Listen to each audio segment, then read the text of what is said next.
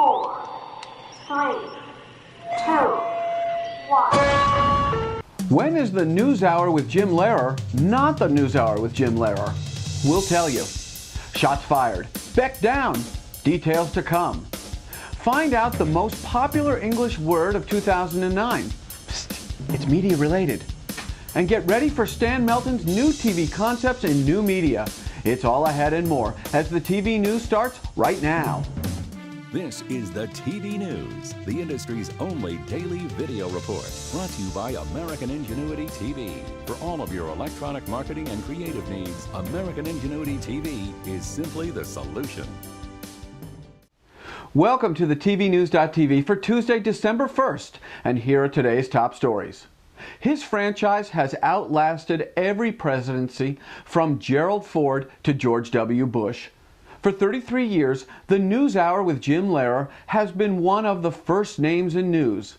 But nothing lasts forever, and as of December 7th, Jim Lehrer's name comes off the shingle that hangs over one of the most venerable news shows in TV history. Lehrer's News Hour report simply becomes PBS News Hour. Now, Lehrer has gone on record as saying that not only is he comfortable with the change, but he was partly responsible for the idea itself. Lehrer will still anchor PBS NewsHour, but he'll have rotating co-anchors and subs like Gwen Eiffel, Judy Woodruff, and Jeffrey Brown. Shots fired. Beck down. The triggerman was Sirius radio host Bill Press. The target was Fox News' controversial commentator Glenn Beck.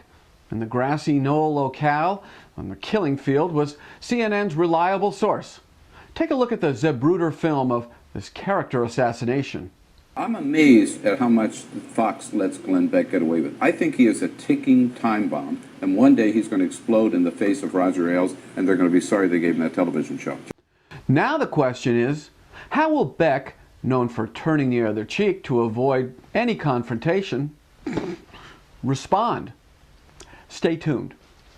And there's more to report about the curious Leno effect, which apparently has a reach well beyond just NBC. Of course, we all know that NBC and its affiliates have suffered ratings losses at the hands of the Jay Leno show at 10 p.m. So, where have all these displaced viewers gone? Well, some have fled to CBS, which is up by about 6% during the 10 p.m. hour. But ABC has lost viewers during the 10 p.m. hour. Curious indeed. And according to Nielsen, these disappearing viewers, well, they've been located. Now it appears that many of the 30% of American homes armed with DVRs are in fact using them during the 10 p.m. hour to play back programming from the 8 p.m. and 9 p.m. hours. So in effect, the 10 p.m. broadcast hour itself is not losing viewers to, say, other outlets, but to time itself. And I don't think anyone saw that one coming. Curious and fascinating indeed. And finally, if you have your finger on the pulse of consumer trends, then the answer to this question should be duck soup. Now, according to Global Language Monitor, what is the most popular English word of 2009? Is it, say, vampire? Well, that's close, but it came in fourth place. Maybe you're thinking politically, like, stimulus. No, it came in third. Swine flu, H1N1. That brought home the silver. You give up? The number one most popular English word used in 2009 was Twitter. Now that's something for you traditional media types to think about moving forward. And speaking of moving forward to new media, it's time now for a fresh report from Stan Melton Jr. on new TV concepts in new media.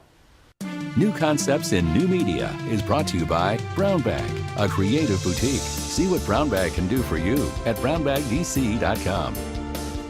Well, just when you thought the new media's effect on mainstream brands was starting to plateau, a new study increases the hype again. Cohn Incorporated's recent study found that 78% of new media users interact with companies through new media sites and tools. That's up from 59% last year. And where 25% claimed weekly online brand interaction last year, a full 37% claimed the same thing this year. But you and I both know that it's no longer enough to just be online. A full 95% of new media users expect just that. 30% of online users now expect to interact with your brands in social networks, and 25% want to see you in online games. Seems like a lot of work, but it does offer plenty of potential benefits on the other side. Consumers feel that the conversations they have with your brands online are a two-way street. 24% of new media users have offered an opinion on an issue online, and 23% say they have contacted a company directly. A staggering 62% feel they can influence business decisions by voicing their opinions through new media. 30% report they've made a purchase based on positive online information, while 23% say they've switched brands or boycotted a company based on online news. Now know that 74% expect brands to join the online conversations about their corporate responsibilities and practices. Oh, and regarding those annoying online ads, 43% of online users actually want to see companies advertising online. That's up from 1 in 4 last year. So, what does this all mean? Simple, really. It pays to engage online, and you better do it before your competitors do. Thank you, Stan.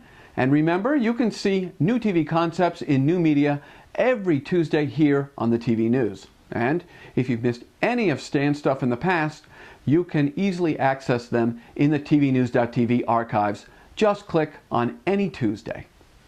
Future events and opportunities brought to you by Dude Walker. Get the best voice. Get the best price. Get Dude at DudeWalker.com.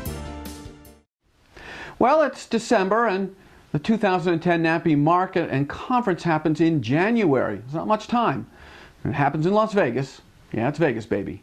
So get a move on and get yourself registered by logging on to nappymarket.com. Promax BDA memberships can be had for as low as $199. That's such a deal. Now, to learn more about becoming a Promax BDA member, log on to promaxbda.org. And the preliminary schedule is now out for the Cable Show 2010. Now, I've seen it, and I'm telling you, you should too. To see what's happening at next May's Cable Show, log on to 2010.thecableshow.com. And that's about it for today's edition of the TV News. We'll be back tomorrow with the only daily video newscast about the TV industry for the TV industry. And that includes our regular Wednesday feature, The Programming Pulse. Until then, we invite you to hang with us on Facebook, Twitter, and LinkedIn. And if you're interested in talking to the TV industry, or even a segment of the industry, email us at advertise@thetvnews.tv. I'm Jeff Grimshaw. Thanks for watching, and go out and make it a good day. The TV News has been brought to you by American Ingenuity TV.